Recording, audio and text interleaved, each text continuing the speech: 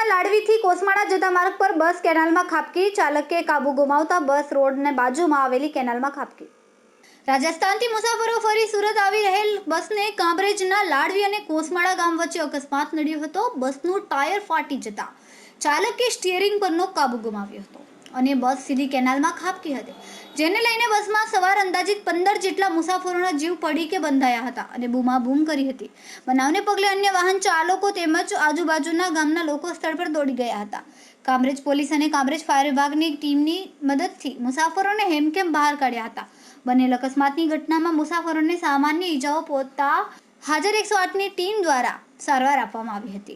Cameraman सैनिल वीराणी साथे विशाल छेटा, मानव Prabha news. मेरा नाम अशोक चौहान है, मैं राजस्थान पुलिस है। मैं अभी वो बस में सवारी करके आ रहा था, तो ये ड्राइवर की लापरवाही की वजह से देखो मेरे बच्चे को लग गए और फोन मेरा फोन पानी में गिर गया, सामान था कितना वो पानी में गिर गया। जब ये दूर का मामला है तो ड्राइवर लोगों को बस में पहले चेक करना चाहिए ना, सुविधा करना चाहिए ना। ये ड्राइवर की लापरवाही वजह से सब ये हमारे को भुगतना पड़ रहा है। कितना सामान गया? सामान मेरा 15 से 20 हजार, तो 2 मोबाइल थे और सामान था, कपड़ा था, लेते थे। ये बस कहाँ से आ रही थी? ये राजस्थान से पाली से आ रही थी, मेरठा से। और आपके कितने बच्चे को लग गया? मेरे 2-3 बच्चों को लगा है, बीबी को लग गया। टोटल गाड़ी में कितने आदमी को लगा होगा 30-40 आदमी को।